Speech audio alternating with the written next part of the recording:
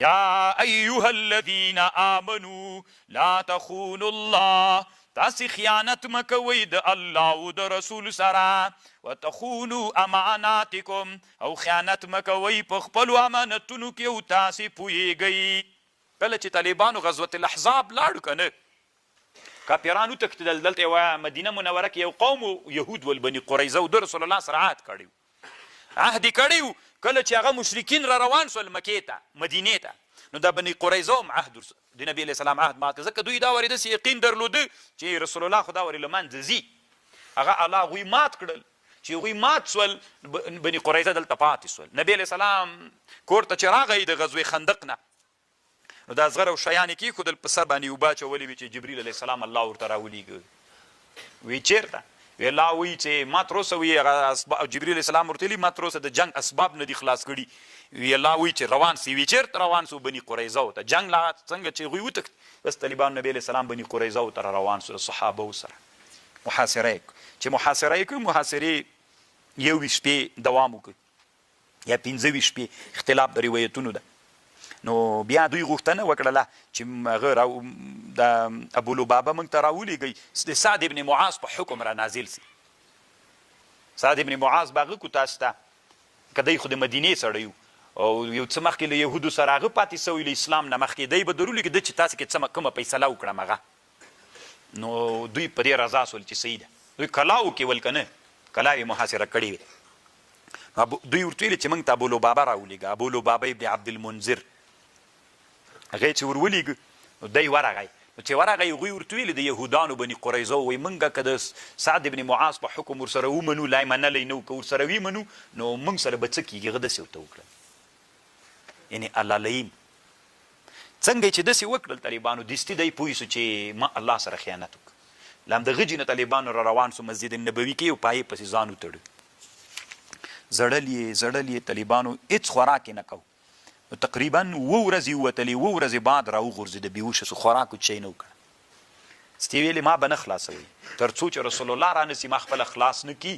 چا ورته ویلې توبه دې نازله سوي، خپله به بیا رسول الله راغی او ابولبابه رضی الله عنه یې را خلاص کړ. اوس هم طالبانو په مسجد نبوي کې یوه ستنه ده د ابولبابه ابن عبدالمنذر په نوم.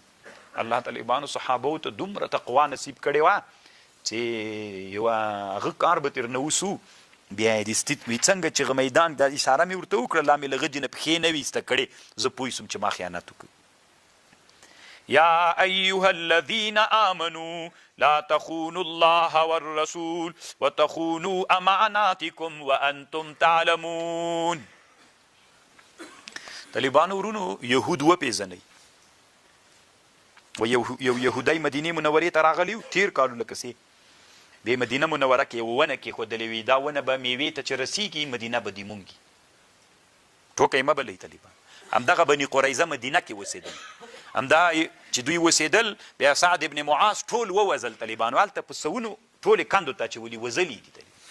نو دا تاریخ دوی ته یاد ده او دوی بیرته د دې اراده لري طالبانو. نور مو خوښه او که میبزي صدرا در سره دا بعیده مه بلئ که نه، میږې غوندې دې راپنډ کي چې زه بیا نسې کولی د دې وسلې په مقابل کې. او که د میبزي د صدرا برکات وي، بیت المقدس باندې اسلامي امت څه توره وکړه چې بیا به په مدینه منوره وکړي.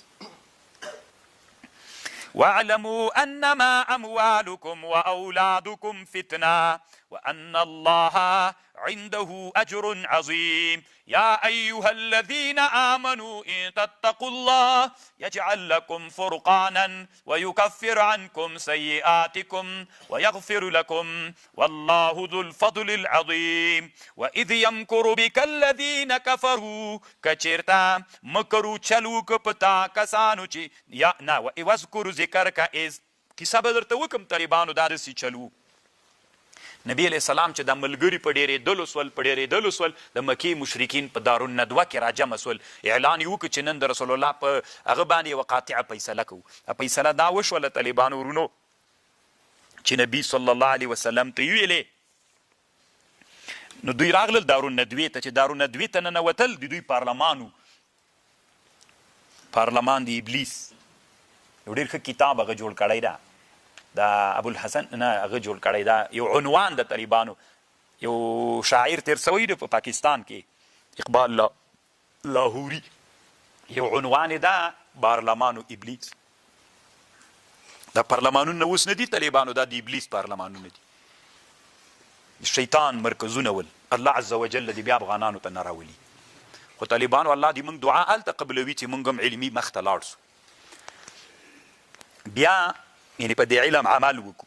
یو نجدي د نجد یو سپین ږیری ځان له شیطان جوړ کړي، هم دې مشورې ته راننوت. سپین ږیری بوډا مجلس ته راننوت. چې راننوته مشورې شروع سولې، وایي څه کوو؟ یو مشوره دا وړاندې سوله چې رسول صلی الله علیه وسلم به بندیخانې ته نه باسو، وبه یې تړو په زنجیرو باندې، همغلته به وي لکه هغه پخواني شاعران چې وو، لکه زهیر و نابغه، دا پخواني شاعران تېر سي، همداسې معامله همالته به یې کوو ته تر مرګه مړ سي. دا یوه مشوره چا ورکړه.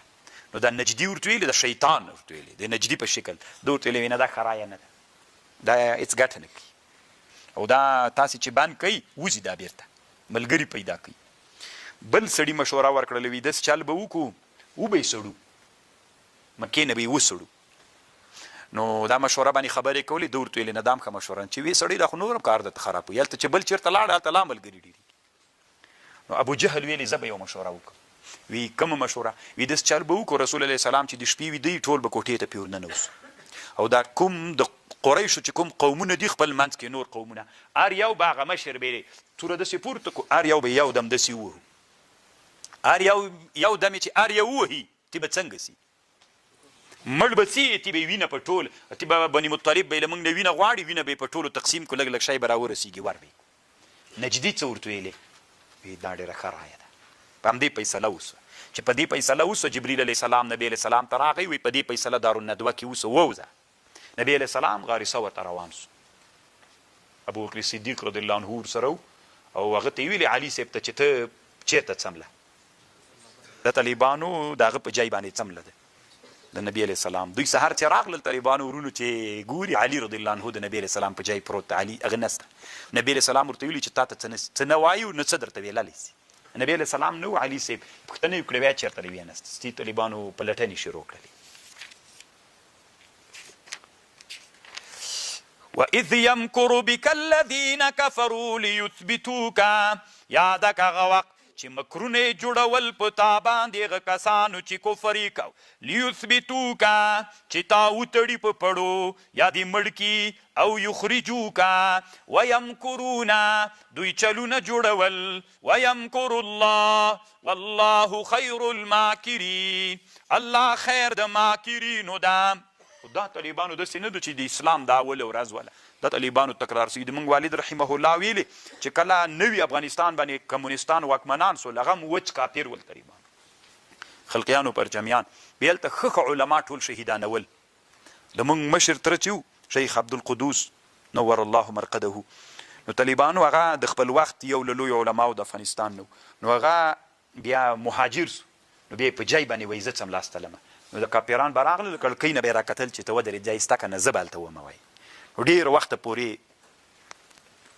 او د موږ نیکه طالبانو هم چې هغه هم د خپل عصر لوی عالم و، نو هغه هم چې کله کمونستان هغسې وو همداسې سلسله ورسره پېښه سوې. د موږ بله ورځ تره څه دلته راغلي وو، نو هغه چې بیا مهاجر سو، زه به وایي په جای باندې بیا څملاستلمه تر ډېره وخته پورې. نو دا سنت طالبانو د اسلامي امت دپاره یو کړنلاره ده چې دا به تکراریږي، او مبارزه ده نه ستړي کېدونکي. وَإِذَا تُتْلَى عَلَيْهِمْ آيَاتُنَا چې کله تلاوت سو په موږ باندې آیتونه یې، قالوا قد سمعنا ولو نشاء لقلنا مثل هذا ان هذا الا اساطیر الاولین، دوی ویلي نه دي دا مګر دروغ دي پخواني.